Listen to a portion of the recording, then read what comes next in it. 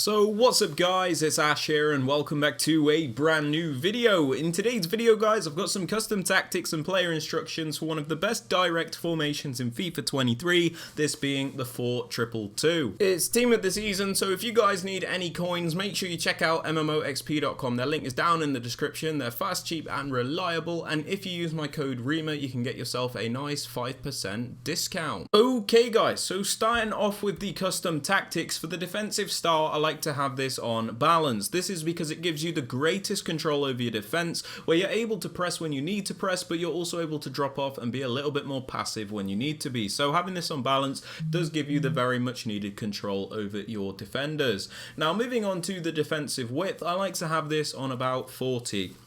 Now the reason we have this on 40 is so we can primarily defend in a narrow and compact shape, which will stop all those attacks through the middle, which is very important. We also have a little bit of natural width where we're able to cover the wider areas in case an opponent tries an attack down the wing. This is the main reason we don't have the width any lower than this, otherwise we wouldn't be able to reach the wider areas. Now moving on to the depth guys, I like to have this on about 55. The reason for this is the defensive line isn't too deep to the point where we're always getting pinned back and we've got constant pressure on us, but at the same time it's not too high to the point where we're always getting through balled and ripped to shreds. So it's a really nice balanced defensive line where sometimes we can defend a little bit deeper and other times a little bit higher.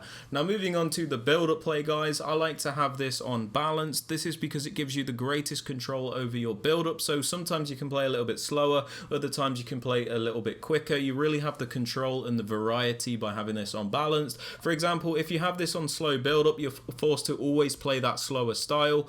Trying to play quickly with slow build-up's not really a good idea. And the same thing with fast build-up, trying to play slowly with fast build-up's not really a good idea. So having this on balance really allows you to mix it up when necessary.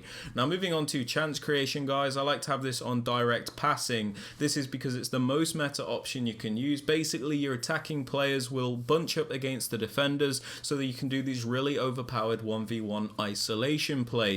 Players also make the extra movements in the box so you can get off that extra pass and guarantee the goals. This isn't possible with the other settings. Now moving on to the attacking width guys, I like to have this on about 42. The reason for this is we don't want the attacking width too low to the point where your players are like sat on top of each other, because that's just way too narrow. On the flip side, you don't want to have the width super high, otherwise this formation feels more like a 4-2-4, so it's not ideal. We kind of just like to go for something in between with the width where it's neither too narrow or too wide. Now moving on to players in box guys, I like to have this on 5. This is because it's bang in the middle, so we can get some players into the box to create chances, but we don't overcommit the entire team to the point where we get counter-attacked. Super useful to have this on 5.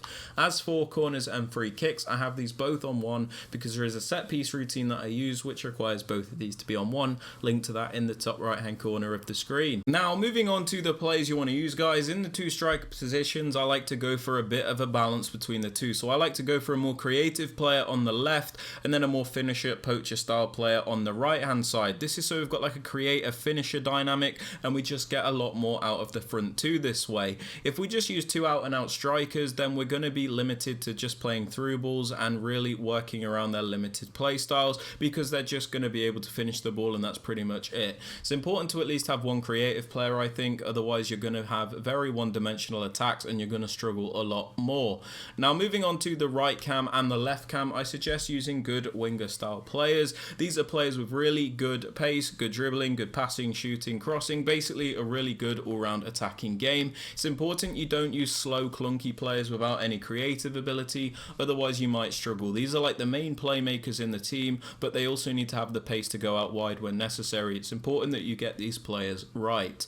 Now moving on to the left CDM, I like to go for a more defensive minded player. This is somebody that's going to stay back, break up the play and add defensive support. So if you can get it, a medium high work rate is super beneficial as you get the maximum contribution in defense and they're not too bothered about going forward.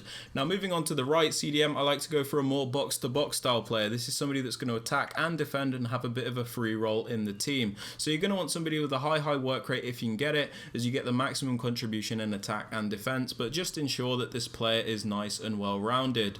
Now moving on to the left back, I like to go for a more attacking fullback. This is somebody that's going to contribute going forward for us, so I like to use somebody that has really good attacking ability. And in the right back position, I use somebody that's just going to stay back a bit more for us, so we always at least have 3 at the back, but that's just something I like to do. You guys might not want to do that. That is absolutely fine. As for the centre backs and the goalkeeper, these just need to be as meta as you can get them. These just need to be like quick defenders with good physicality and a medium high work rate. There's really not too much to say about them. Now, moving on to the player instructions, guys, on both the strikers, I have them on stay central and mixed attack. The reason we have them on stay central is because it's important that they always stay in the central areas. We don't want them drifting out wide because that's not where they're supposed to be. We always want them to be in the middle, so they're always where the strikers should be, which is super important. You don't want them drifting out wide. We also have them on mixed attack as opposed to getting behind, because I feel like you get a lot more out of the strikers this way. If you put them on getting behind, you're restricting them to the one-dimensional runs in behind all the time. The strikers are very predictable and it's not always the best thing. It really does limit you. Having them on mixed attack allows your strikers to get more involved in the build-up, and you just get a lot more out of them overall, in my opinion. Now moving on to the right cam and the left cam, we have them on comeback on defense and get into the box for cross. Now we have them on comeback on defense, so they sit in a better defensive position when we don't have the ball. If we leave them on basic defensive support, sometimes these players can get a little bit lost and they don't really do too much for you. They're pretty useless when we don't have the ball, but when you put them on comeback on defense, it makes it defend more like a 4-4-2, and you've just got a better defensive shape, in my opinion. And when you win the ball back, because they're in that like right mid and left mid spot, you're going to have a much easier time building up the play with them because they're closer to the rest of the team. We also have them on get into the box for cross, so they're not hesitant to get into the penalty area when we are in the penalty box.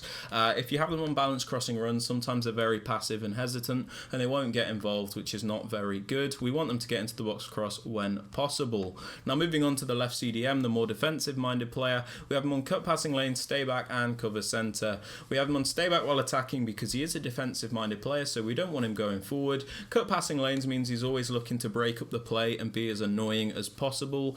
Super useful to have this setting on, in my opinion. And then we also have him on cover centre, so he always defends the central areas when we don't have the ball. Now moving on to the right CDM, the more attacking box-to-box style player, whatever you want to call him, we have him on default settings and then cover center. We have him on default settings because we don't really want to restrict him all that much. We kind of want to let him do a bit of everything, so we just let him do whatever he wants. The only important thing is that we have him on cover center, so he does defend the central areas. Super important we have cover center on this player. Now moving on to the left back, my more attacking minded fullback, we have him on balanced attack and overlap. The reason we do this is to add extra width to the team, because the 4-2-2 is obviously still a narrow formation, and sometimes we need a wider option when we're going forward. So by putting your more attacking minded fullback on balanced attack and overlap, it means they're not going to be scared to go forward and make the overlapping runs to always give you a wide option when you're going forward. It's super underrated and super useful for you, trust me. Now moving on to the right back, my more defensive fullback, I have him on stay back while attacking and overlap. We have him on stay back while attacking, so we always have at least 3 defenders at the back, and then we have him on the overlap run type, so in case we do press L1 to trigger him on a run forward, he's going to make the overlapping runs to add extra width as opposed to running narrow. As for the centre backs and the goalkeeper, these are on default settings and I do not touch them. But yeah guys, they're my custom tactics and player instructions for the 4-2-2. If you have enjoyed or found this useful, please be sure to drop this a thumbs up, sub to the channel if you are new, and don't forget to turn on notifications. And with all that aside guys, I hope you have a great rest of your day, and I'll catch you all in the next one. Peace.